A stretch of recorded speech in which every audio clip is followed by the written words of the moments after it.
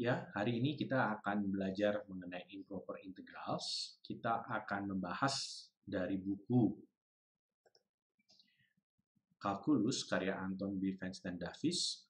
Nah, kita saat ini pakai edisi yang ke-10. Improper integrals ada di bagian Principle of Integrals Evaluation. Lalu kita pilih yang 7.8. Improper integrals. Di sini ya.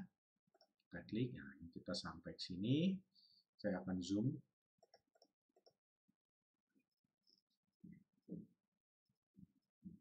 Oke, improper integrals. Kita tahu bahwa integral tentu adalah sebuah bentuk integral di mana ada batas atas A dan batas atas B, batas bawah A. Di sini kita melihat apa maksudnya dari improper integrals atau integral yang tidak baik. Seperti ini kita ada contoh 3. Pertama, kita lihat batasnya. Batasnya dia, saya zoom gambarnya, batasnya plus tahingga atau minus tahingga atau kedua-duanya. Jadi ini improper integrals dengan batas yang tak terhingga, gitu ya. Lalu yang kedua adalah sebuah integral di mana ada ketidakkontinuan, discontinuities. Misalnya, kalau kita melihat ini mengintegralkan dari min 3 sampai 3, di mana 0 termasuk di dalamnya. Tapi kalau kita lihat batasnya, integrannya, di sini ada x kuadrat. Kalau x-nya 0, jadi nilai ini menjadi tak hingga. Nah, ini kita sebut adalah improper integral juga. Atau contoh berikutnya seperti ini. Di mana kalau kita masukkan x-nya 1, di sini menjadi 0. Sehingga dia menjadi improper. Lalu yang ketiga adalah gabungan dari keduanya. Sudah batasnya tahingga atau minus tahingga, tapi di dalamnya juga ada ketidakkontinuan. Seperti kalau contoh ini, kalau kita taruh x-nya 0, ini menjadi akar 0 dan tahingga. Kalau dalam contoh ini, kalau x-nya 3 atau minus 3, ini menjadi tidak kontinu. Dan ini batasnya dari min tahingga sampai tahingga. Lalu bagaimana cara kita mengatasi masalah-masalah seperti itu?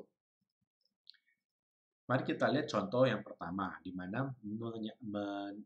menyangkut batas yang tahingga. Di sini kita bisa melihat ada beberapa contoh gambar. Kita bisa melihat gambar 782 di sini. Di sini kita melihat, kita mau mengerjakan soal di mana fungsinya adalah 1 per x kuadrat. Kita mau mengintegralkan dari, contohnya dari A sampai plus tahingga. Jadi, di mana ada A, batas bawahnya, batas atasnya plus tahingga. Kalau kita melihat dari bentuk gambar, kelihatannya makin lama ini makin menuju 0. Betul? Tapi mari kita lihat bagaimana solusinya.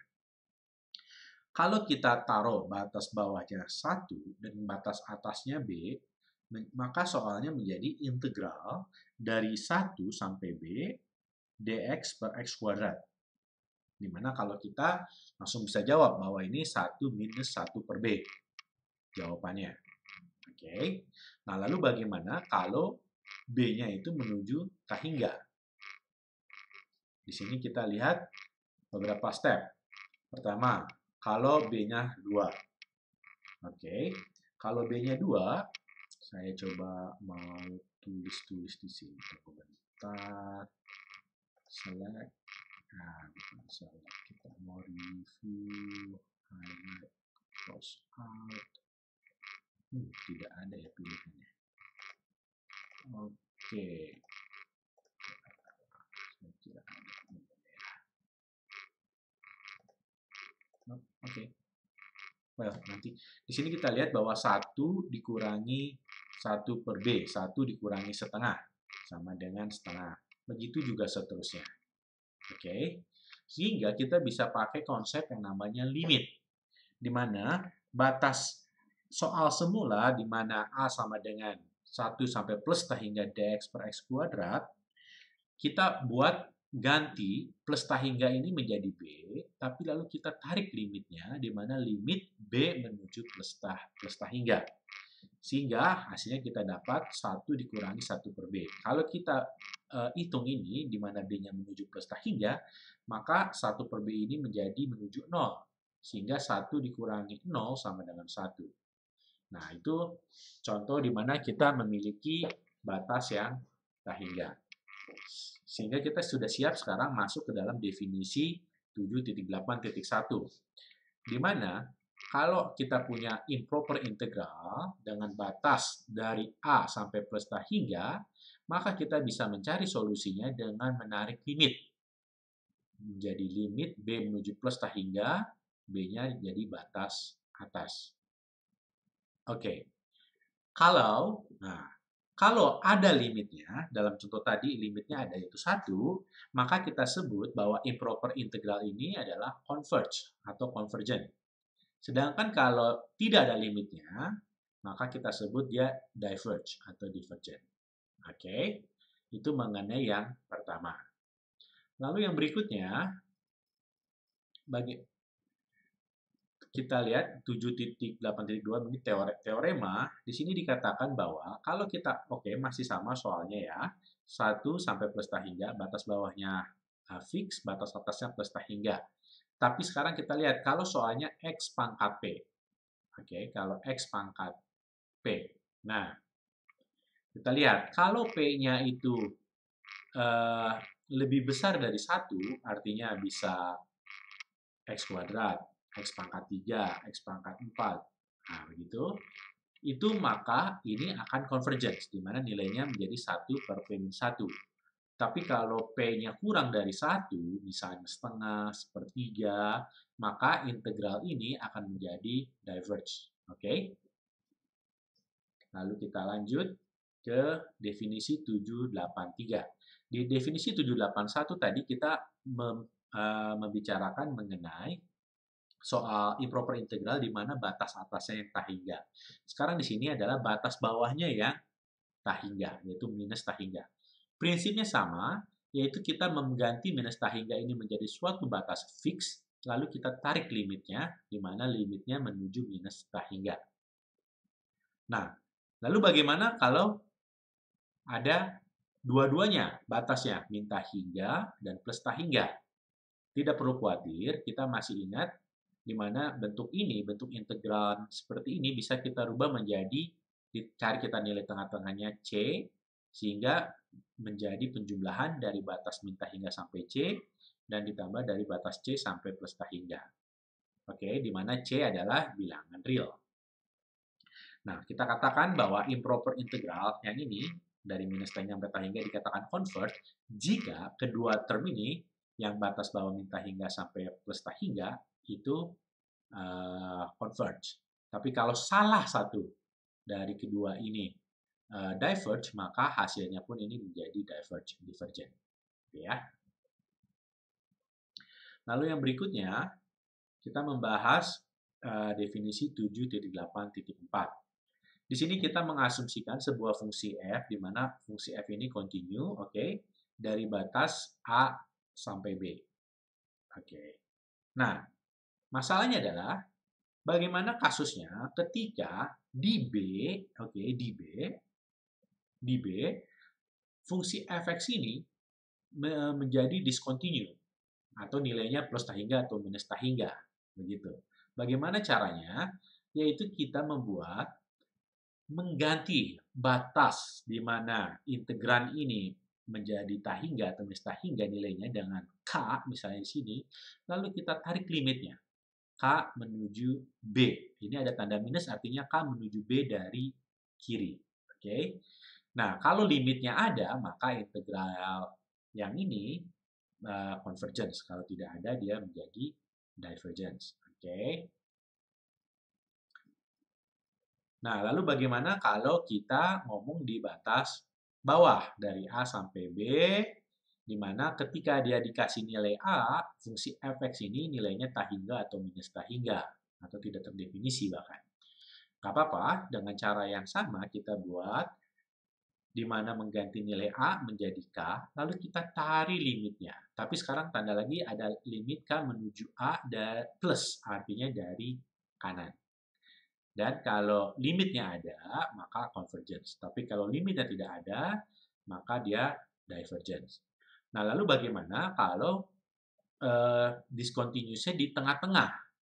Di antara A dan B. Misalnya dalam contoh kasus tadi, integral dari min 1 sampai 1 seper X dx. Kita tahu seper X pada saat 0 dia nilainya, kalau dari kiri dia minus tahingga, dari kanan plus tahingga, gitu ya.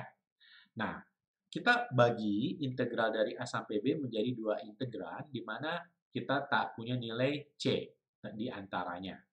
Di pemilihan nilai C ini adalah ketika pada saat C, fx ini menjadi discontinue atau diskontinuitas ya. Seperti ini.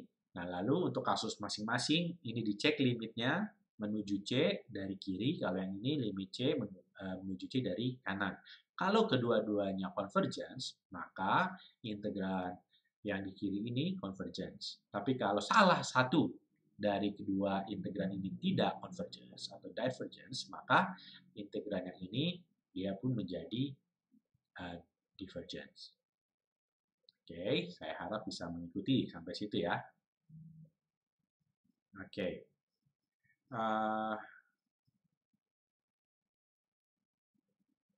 Kita melihat contoh soal. Di sini contoh soal. Kita lihat ya. Kita lihat contoh soalnya. Ini ada suatu bentuk lingkaran, oke, di mana kita mau menghitung keliling lingkaran. Basically kita mau menghitung keliling lingkaran. Tapi karena kita tahu ini simetris, maka kita cukup menghitung panjang garis ini yang warna biru di satu kuadran saja, nanti hasilnya kita bisa kali 4, betul kan? Ini karena dibagi sama persis, jadi dibagi menjadi 4 bagian yang sama persis. Oke, jadi kita mau menghitung panjang garis biru ini. Oke, di sini panjang garis biru sudah diketahui bahwa Y sama dengan akar dari R kuadrat ini adalah jari-jarinya, dikurangi X kuadrat. X kuadrat adalah panjang ini. Jadi ini basically kalau kita tarik garis, ini menjadi suatu segitiga gitu ya. Mana panjang Y-nya adalah tinggi Y-nya dalam hal ini adalah dari pakai rumus triple Pythagoras, jadi menjadi akar R kuadrat dikurangi X kuadrat. Kita lihat solusi yang sudah ada di sini. Oke, tadi persamaan lingkaran kita tahu bahwa X kuadrat tambah Y kuadrat sama dengan R kuadrat. Oke, sehingga persamaannya tadi menjadi Y sama dengan akar R kuadrat min X kuadrat. Tadi seperti sudah kita bahas bahwa kelilingnya adalah 4 dikali Y tadi. Oke. Nah, pertanyaan sekarang adalah bagaimana merubah dari Y sama dengan akar R kuadrat min X kuadrat ini menjadi akar 1 tambah DY per X kuadrat. Nah, untuk melihat hal ini, kalian silakan mereview kembali formula 4 di section 6.4. Oke. Asumsi sekarang kita sudah tahu ini, sehingga kita menjadi menghitung seperti ini. Keliling lingkaran sama dengan 4R, 4 dikali jari-jari, di akar 0 sampai R, dx per akar R kuadrat min X kuadrat. Nah, masalahnya di mana? Masalahnya adalah karena kita mau mengintegralkan dari 0 sampai R. Di mana kalau kita masukkan X-nya, nilainya R, oke, di sini, menjadi R kuadrat, sehingga ini menjadi 0. Nah, sehingga kita perlu pakai limit, pendekatan limit. Bagaimana caranya? Batas atasnya kita kasih nilai K, sehingga kita buat limit K menuju R dari kiri. Prosesnya biasa, kita ikuti, di mana akar 1 per X kuadrat min X kuadrat sama dengan inverse sinus. Silakan cek materi sebelumnya, kalian boleh juga mengecek tabel integral. Sehingga kita dapat seperti ini, di mana kalau kita masukkan K-nya menuju R, artinya di sini ya, R per R berarti ini menjadi 1, sin 1, dan ini menjadi 0, karena batas bawahnya 0. Arcus sinus dari 1, dan kita ngomong kuadran 1, maka sudutnya adalah pi per 2. Oke, pi per 2, arcus sinus 0, 0. Sehingga kita mendapat keliling lingkaran adalah rumusnya menjadi 2 kali Pi kali R. Oke, itu sekian materi dari improper integral. Kalian silakan pelajari atau cek soal-soal yang ada di sini, karena soal ujian atau bahkan mungkin soal kuis akan muncul dari soal-soal yang ada di exercise set 7.8. Oke, demikian materi improper integral. Sudah kita bahas definisi dan teorema yang penting.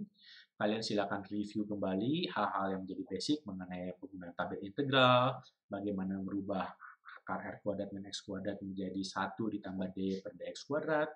Silakan kembali dan siap-siap untuk mengerjakan soal-soal, siapa tahu ada ujian atau soal kuis diambil dari exercise 7.8. Demikian dari saya, terima kasih.